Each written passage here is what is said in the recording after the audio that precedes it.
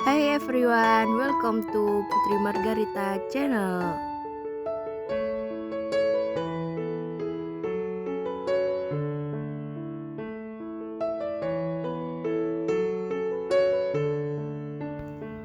Hari ini saya akan membahas dua tokoh kajian barat, yaitu Theodor Noldek dan Toshihiko Izutsu.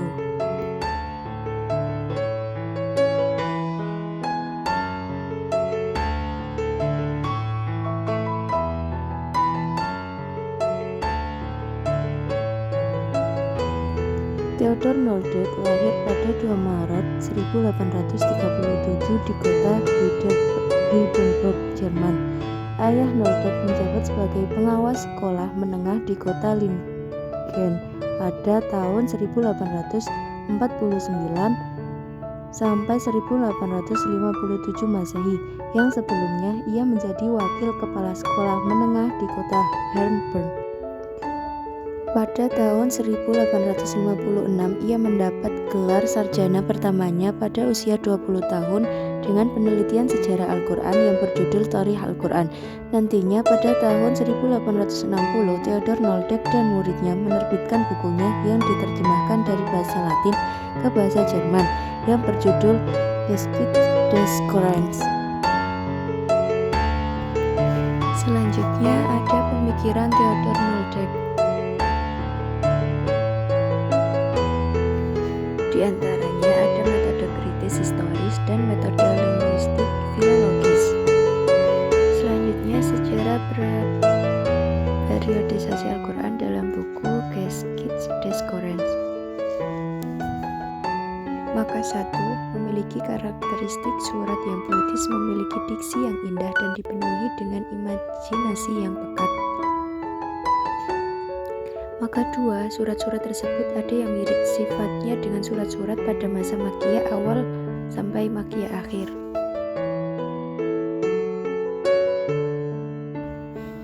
Di maka 3. Penggunaan diksi hampir sama satu sama lain. Penuturannya monoton dan diksinya cenderung pas-pasan jika dibandingkan dengan ayat-ayat pada periode Makkah awal.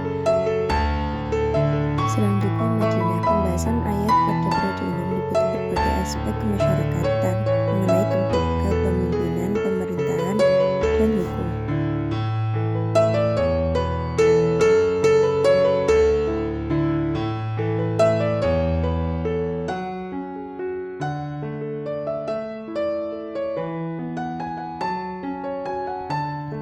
Kritik Theodor Noldek atas Al-Quran.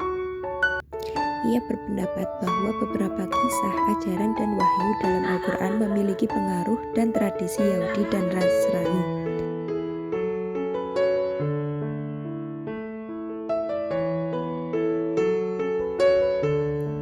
Menyatakan bahwa istilah ummi dalam Al-Quran tidak harus diartikan sebagai ketidakmampuan membaca atau menulis, melainkan sebagai tidak memahami kitab-kitab suci terdahulu.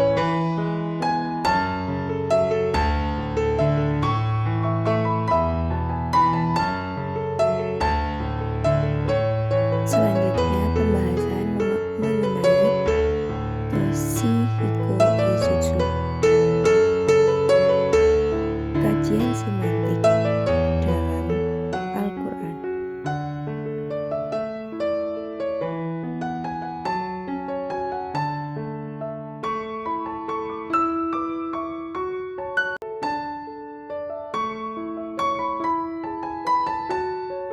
Toshihiko Izutsu dilahirkan pada 4 Mei 1914 dan meninggal pada tahun 1993 Masehi.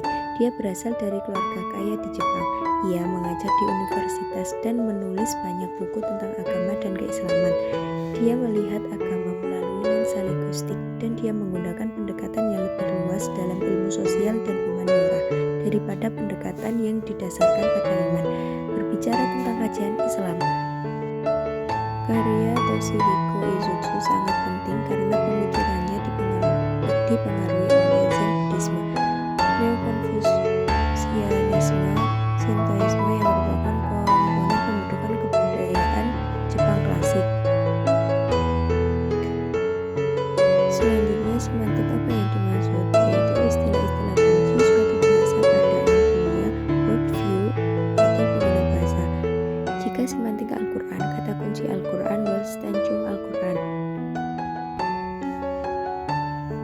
Prinsip 1. Keterpanduan konsep-konsep individual kata dalam sistem kata-kata. Sistem membentuk dimensi makna spesifik, bukanlah subjek yang terisolasi.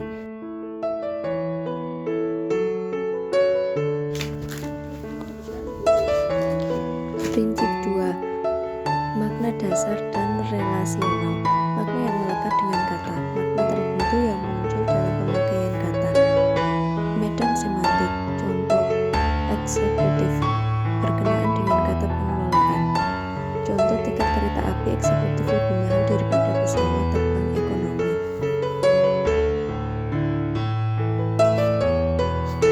Prinsip yang ketiga, kosakata dan Welstanschauung.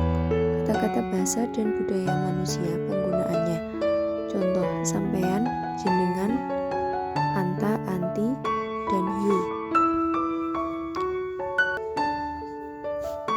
Contoh analisis semantik.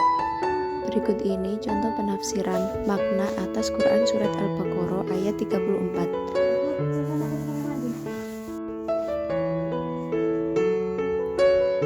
Analisis kata. A. Makna dasar. B.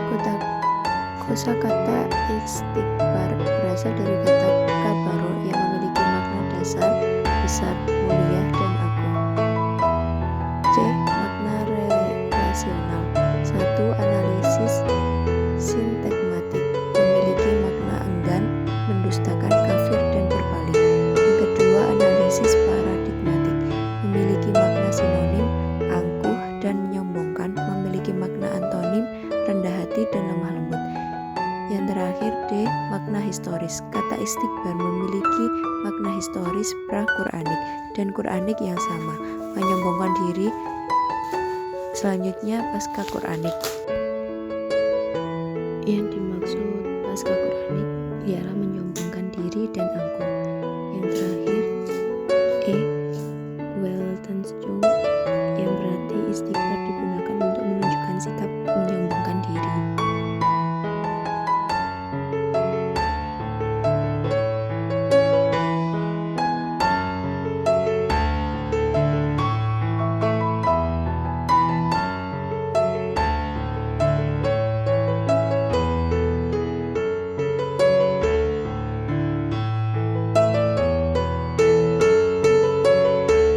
Sekian yang bisa saya sampaikan.